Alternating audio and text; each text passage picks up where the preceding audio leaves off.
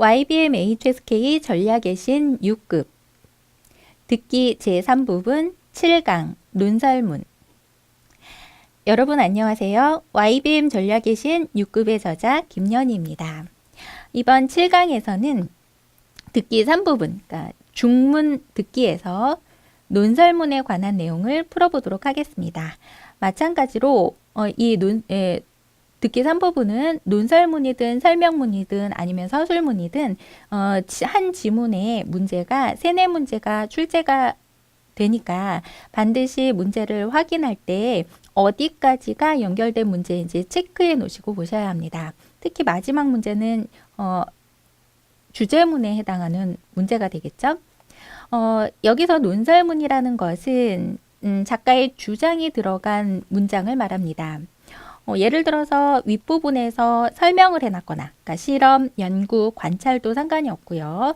어떤 객관적으로 설명을 해놨고 이 설명을 해놓은 것을 근거로 해서 마지막 부분에 작가의 주장이 들어있는 경우, 혹은 어떤 이론이나 판단, 작품에 관한 예를 들어놓고 그 밑에 작가의 주장이 들어있는 경우, 혹은 한편의 이야기가 전개가 되면서 그냥 끝나면 서술문이지만 그 뒤에 작가의 주장이 들어갔다면 마찬가지로 논설문에 제가 논설문의 범위에 넣었습니다.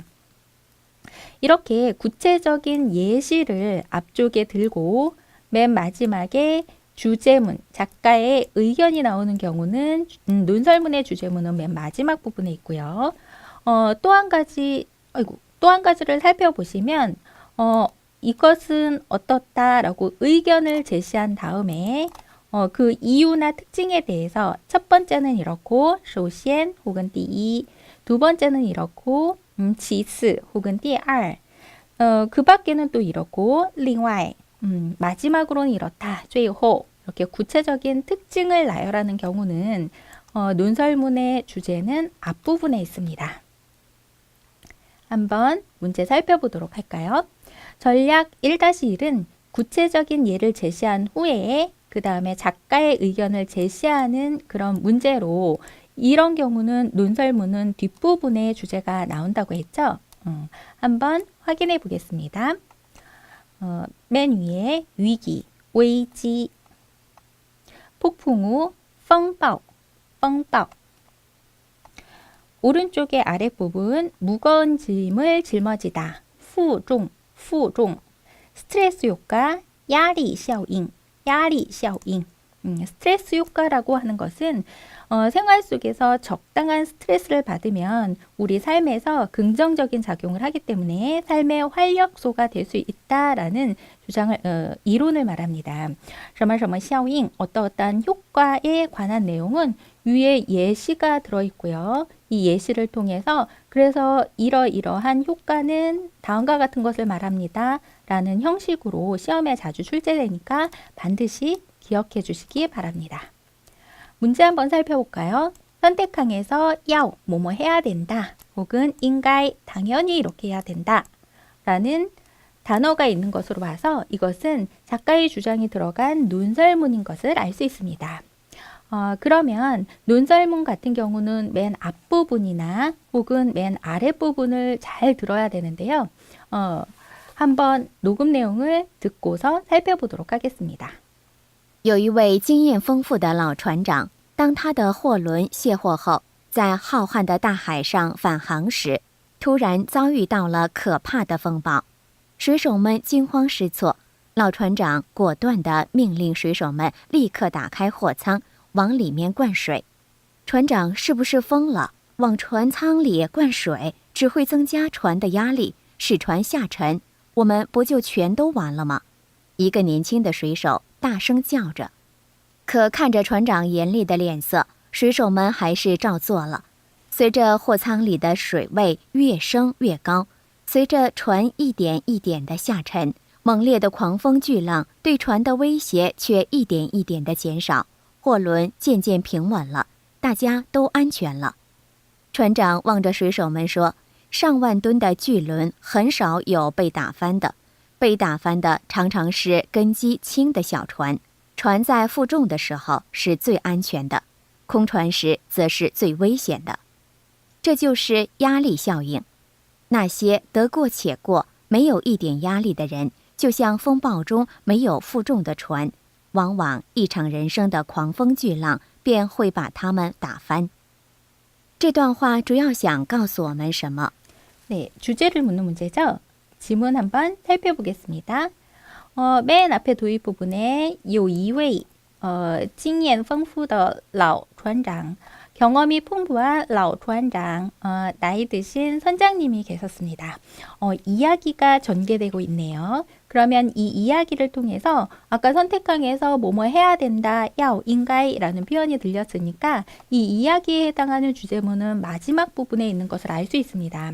이 이야기를 통해서 말하고자 하는 주제를 놓치지 말고 들어야 하겠죠? 한번 살펴보겠습니다. 这就是压力效应. 이게 바로 스트레스 효과이다.那些什么什么的人, 그런 사람들은 得过且过, 되는 대로 살고 没有一点压力, 전혀 스트레스가 없는 그런 사람들은 就像, 好像, 마치 뭐뭐와 같다. 风暴中, 폭풍우 속에서 没有负重的船, 어떤 무거운 짐을 싣지 않은 배처럼. 폭풍우가 막 치는데 무거운 짐을 싣지 않은 가벼운 배는 금방 뒤집혀지겠죠? 그런 배와 같다. 핵심 단어 왕왕. 그래서 흔히 一场人生的 인생의 狂风巨浪, 거친 바람과 풍랑에 会把他们 풍랑이 그들을 打翻 뒤집히게 만들 것이다 라고 했네요. 이렇게 위에 이야기가 있고 이 이야기를 통해서 말하고자 하는 주제가 마지막 부분에 있는데요. 핵심 단어는 이런 경우에 보통 왕왕, 흔히 이렇다, 일반화시키는 부사고요. 비슷한 말이 很多的时候, 흔히 같은 말이고요. 혹은 在我们生活中, 우리 일상생활에서는 이렇다. 이런 표현 뒤쪽에 주제문이 들어있습니다. 이거는 구체적인 표현이고요. 그러면 주제는 일반화시켜서 나오겠죠? 한번 살펴볼까요? B번의 핵심 단어 야리. 그래서 약간의 스트레스가 있어야 된다. 정답은 B가 되겠네요. 다음 이번에는 의견을 제시한 후에 주장을 한 후에 그 다음에 구체적인 이유를 첫 번째, 두 번째, 세 번째 이렇게 구체적인 내용을 설명하는 경우 주제문은 앞쪽에 있습니다. 또 하나의 논설문의 유형을 한번 살펴보도록 하겠습니다. 수리, 수립하다, 세우다. 반보, 반박하다. 성어, 차근차근 잘 일깨우다. 循循善诱, 循循善诱. 恰当, 알맞다, 적당하다, 인정하다. 동사일 때는요. 수로로 쓸 때는 건딩, 인정하다. 나머지 한번 살펴보시면 되겠고요. A, B, C, D 선택항을 보시면 怎样树立, 어떻게 세울까, 자신감을. 如何, 어떻게 하면 아이에게, 아이한테 讲道理, 이치를 설명하겠는가. 가법의 중요성, 알아야 된다. 부모에게 반보, 반박할 줄 알아야 된다. 주제겠네요. 포괄적인 일반화시킨 문장이니까 주제이면서 논설문의 주제가 되겠네요. 앞부분 혹은 뒷부분 잘 들어보세요. 循循善诱和充分说理是家长教育孩子的重要手段。跟孩子讲道理时，不仅要有耐心，还应结合孩子的心理特征，选择适当的方法和技巧。首先，要充分肯定孩子的长处。跟孩子讲道理时，应充分肯定孩子的长处，对孩子的进步给予及时的表扬和鼓励。在此基础上，再对孩子的过错予以纠正，这样孩子比较容易接受大人的意见。其次，所讲的道理要合理，不能苛求孩子。如果大人的要求太苛刻，孩子是办不到的。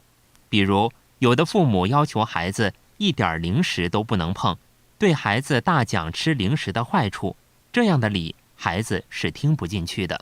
另外，跟孩子说理时，孩子可能会为自己的言行辩解，这时大人应给孩子申辩的机会。家长应该明白，申辩并非强词夺理，而是让孩子把事情讲清楚，这样才能使孩子更加理解你所讲的道理，使教育收到良好的效果。这段话主要谈的是什么？ 네, 논설문의 주제를 묻는 문제네요. 지문 한번 살펴보겠습니다. 우선 앞부분에 循循善诱 차근차근 일깨워주고 和 그리고 充分说理 충분히 설명을 해주는 것은 是家长教育孩子的重要手段. 학부모가 아이를 교육하는 중요한 수단이겠죠. 방법이겠죠. 그래서 跟孩子讲道理时 아이에게 어떤 이치를 설명해 줄 때 不仅 还 뭐뭐일 뿐만 아니라 게다가 또 뒤에 것을 해야 됩니다. 要有耐心 참을성이 있어야 하고 그리고 또 지혜和 잘 결부를 시켜야 합니다. 아이의 심리적인 특징과. 그래서 选择 선택해야겠죠. 恰当 아주 적당한 알맞은 방법, 방법과 和 技巧, 기술을. 그러면 어떻게 하면 여기에 부합이 될까요? 首先 우선은 이렇게 해야 하고요. 그리고 其次 두 번째로는 이렇게 해야 하고요. 그 다음에 另外 세 번째 그 밖에는 또 이렇게 해야 합니다. 라고 구체적으로 설명을 해 주었죠. 주제는 앞부분에서 주장을 하고 뒷부분에서 구체적인 설명을 해 놓았습니다. 정답을 확인해 보겠습니다. 정답은 어떻게 아이에게 讲道理 이치를 설명하는가가 정답이 되겠죠. 정답은 나왔는데 앞에 지문 잠시 살펴보시면요. 주제에 해당하는 문제 이외에 이것과 관련된 문제가 두세 문제가 또 같이 나오겠죠. 이런 경우에 각 단락별로 한 문제씩 또 출제되는 경우가 있어요. 이런 데에도 마찬가지로 각 단락에서 앞부분에 말하고자 하는 내용이 들어가 있으니까 잘 들으셔야 하고요. 뒷부분은 구체적인 설명이니까 중요하지 않습니다. 예, 두 번째, 세 번째도 마찬가지죠. 글의 형식을 잘 이해해 보시기 바랍니다. 정답은 B. 그러면 적용 문제 한번 살펴보도록 하겠습니다. 激情, 열정적인 감정, 感情, 완벽하게 하다, 完善, 암시하다, 暗示. 그 밖에 나머지 단어 한번 살펴보도록 하시고요. 적용 문제 한번 살펴보겠습니다. A, B, C, D 선택항을 보니까 이것도 마찬가지로 구체적인 특징이나 어떤 내용이 아니라 어떤 것을 좀 포괄적으로 내용을 포괄적으로 일반화시켜서 쓴 말이 나왔죠. 이거는 뭐 분명히 주제를 묻는 문제입니다. 한번 확인해 보겠습니다. 2. 有人研究发现，人是唯一能接受暗示的动物。积极的暗示会对人的情绪和生理状态产生良好的影响，激发人的内在潜能。和勤奋的人在一起，你不会懒惰；和积极的人在一起，你不会消沉；与智者同行，你会不同凡响；与高人为伍，你能登上巅峰。如果你想聪明，那你就要和聪明的人在一起，你才会更加睿智。如果你想优秀，那你就要和优秀的人在一起，你才会出类拔萃。生活中最不幸的是，原本你很优秀，但由于你身边缺乏积极进取的人，缺少有远见卓识的人，使你丧失向上的动力，缺乏前进的勇气，带着未演奏的乐曲走进了坟墓。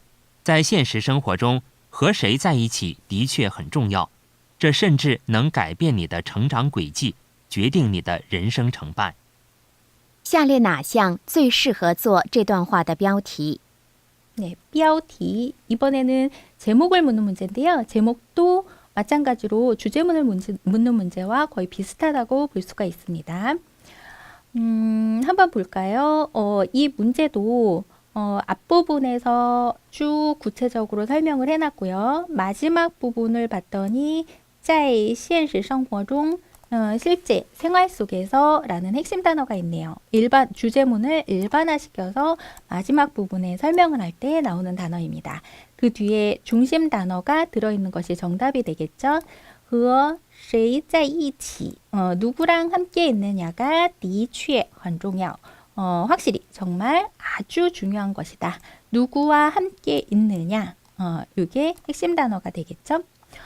이것은 심지어 能改变 바꿀 수 있고요.